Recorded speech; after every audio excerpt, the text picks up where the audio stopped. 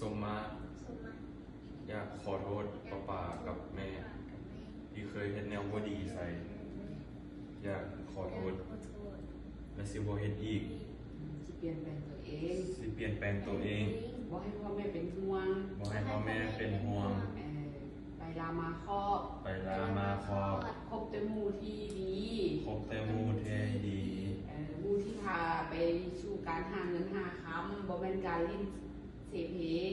หมู่ที่พาไปสู่การหาเงินหาคำบ่แม่นการลิ้นเสเพสาธุ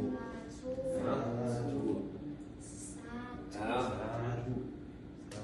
พ่อแม่เอาแม่กับป๊ายกโทษให้บ่ได้คือโทษกดเผื่อลูกอย่างเลยแล้วก็ให้ลูกเปลี่ยนแปลงเนาะอันไหนที่พ่อแม่ตู้แม่ตู้บ่มักก็ให้ลูกเปลี่ยนและให้พวกลูกทุกคนให้อยู่ดีมีแฮงให้ใหญ่ให้สูงอย่าเพียงไรอย่าหักอย่าเพียงรักเพียงต่ออย่าพ้นให้พวกลูกทุกคนอายุมั่นคง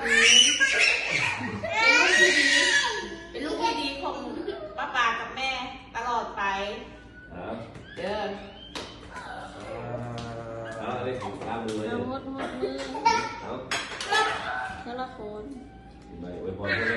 เลยสาธุขอให้ป้ากับแม่แข็งแรงรวยอยู่นำลูกอยู่นำเขาไปดุลรักษาเบิ่งเงินเงินน้องแต่คือสาธุเอาวินเนอร์มาลูกไปทางใดก็ให้ลูกตลอดเอาวินเนอร์มีอวยพรให้แม่กับป้าอะไรเอาลูกใหญ่ลูกสูงให้ลูกใหญ่ปีกาหน้าบานอวยพรให้แม่กับป้าอะไรมีเป็นคนร่ำคนรวยเด้อลูกเด้ออวยพรปีใหม่อวยพรปีใหม่เลยให้แม่กับป้าสุขภาพแข็งแรงหาเงินได้หลายๆร่ำรวยให้มีเงินมีคำมาเลี้ยงลูกเลี้ยงและให้ลูกเป็นคนดีฟังหวงและหน้าเลื่อมเด้อพี่นายเฮซูงในเพียงไงเพียงรักเพียงต่อลูกยังคนเด้อลูกแก่สาธุแม่เนอร์เอาวางแบบนี้สาธุบอกป้ากับแม่แข็งแรงอายุมันควรยืนให้อยู่เป็นห้องโพงห้องใสให้ลูกเต้าทุกคนให้อยู่เป็นห้องโพงใสเป็นห้องโพงใสให้ลูกให้เต้าตลอดไปเอาวิลลี่มาให้ประวันเป็นคนหูให้ประวันเป็นคนดีให้ประวันแบบโบเห็นคือเก่าให้ประวันเสาปิ่นเข้าใจว่าตื่นมานะอย่านั่งตื่นแล้วมันยากแบบไม่โดนตัวรับโอ้ยบิลิน